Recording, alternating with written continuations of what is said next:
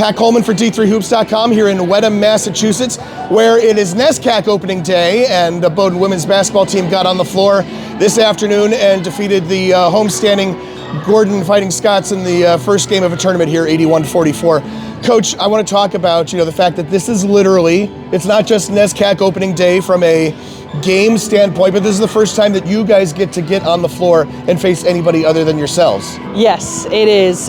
We don't get a scrimmage in the NESCAC, so I think my team was really excited to play anybody other than each other today. So it's always exciting for me to have them put on their jerseys. I think we were a little nervous, but I was really pleased with the way that they came out and competed.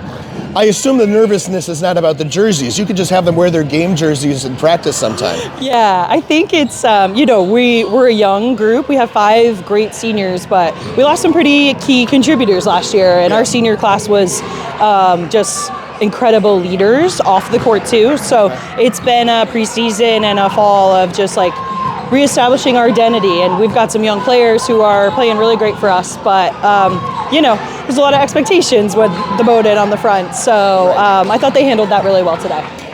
Today, Abby Quinn, Grace Kinum, they were the 2 players at the start of the game who were here, and I don't want to say ready to play because that implies something, but they were the ones who were most locked in from jump. Tell me about their play. Yeah, I think Abby Quinn is one of the best post players I've ever seen. She is so steady for us. I think last year as a sophomore, as the season progressed, she really came into her own. She was an all-conference performer. And Grace was that first year that kind of snuck up on people, I think, in the second half of the season. But she is a really exciting talent. I joke she was on triple-double watch today. Yeah. I imagine she will be for the rest of the season. She kind of does a little bit of everything. So today, 10.7 rebounds, 7 assists. If you had needed her to have a triple-double, I'm sure she could have gotten it. Yeah, and honestly, she didn't shoot the ball very well in the first half. I think, she had there was just a lid on the basket, but that's Grace. She's very steady, and she has this confidence about her of like, I can do a lot of things other than score. And so I think the 2 of them with, Maria Bellardi and Carly Davey have started a ton of games in their career. Like, we have a pretty good core that's got playing experience, and then a lot of people who are ready to step in and do some stuff, which is exciting. Tell me a little bit more about Grace. Going from freshman to sophomore year, what are the big improvements? What are the leaps that you hope to see from her this year? Yeah, I think Grace was a first year who was really good. She came off the bench for us, and we joked a lot that she was freshman fit. Like, she would come out in the first half, and she scored 11 points in the first quarter of the NESCAC championship. She would be just amazing, and then as time would go on, she'd slowly disappear as she got a little more fatigued, which I think during the course of every game. Yes, it's very normal for a first year, but that is the area in which I was the most impressed. She added 30 pounds to her front squat over the summer. She was sub 60 in our running testing. That kind of a jump from a first year to a sophomore is honestly kind of unprecedented for us, and I think she is a diligent worker, and she wants to be great. She is the kid who wants the ball in the big moments, and she just plays the same all the time.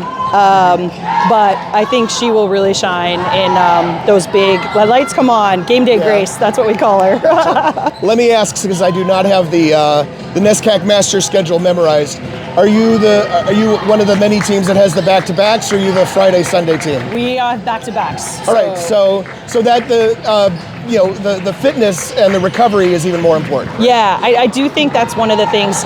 The NESCAC is such a talented league. It's so deep, and you just know every single night you have to come out ready to play. And I think fitness plays a huge role in that. But I also think it really helps prepare us when we get to the postseason, because we're pretty used to having to play 2 really good basketball teams when we get to March. So I think it helps us as we kind of work through January and February. Tell me about the state of basketball in Maine. Women's basketball especially Maine has been such a hotbed for decades and decades. We refer to so many big games in that state as the main event. which is is not a proper use of terms, but there are too many games. You can't just have one as a main event. But how is it holding up these days? I mean, I grew up in Maine, so this is my favorite question you could ask me. I think the culture of basketball in our state is really special, and it starts when people are young. You can go to 3rd and 4th grade tournaments and there's a bunch of people in the stands. Yeah. The high school tournament happens all during February break week. So it's the culture to just go to games. Even if your team's not playing, we took a couple of our players to see some a few years back and they were like, is everyone in the state here?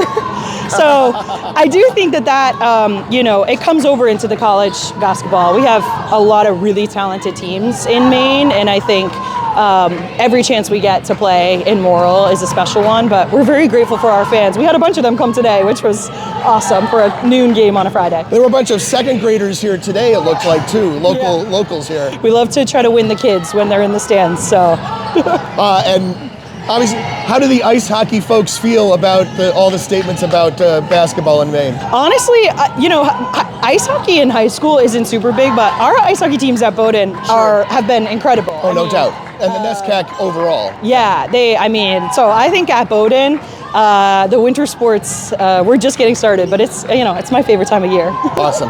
From a professional standpoint, now you've been the head coach for a handful of years now. Mm-hmm. You came up through the program, you had to go away, or you chose to go away, whatever. From a professional standpoint, it's good for professional development to go do your job at another company and then come back. Tell me about how that helped you. Yeah, I think Bowdoin is such a special place. I mean, I got to play for Adrienne Scheibels, who is one of the best to do it, and then I got to coach for her. And I think there has been so many coaches and players who have come through this program that have really established the legacy of excellence that I think we work to uphold every day.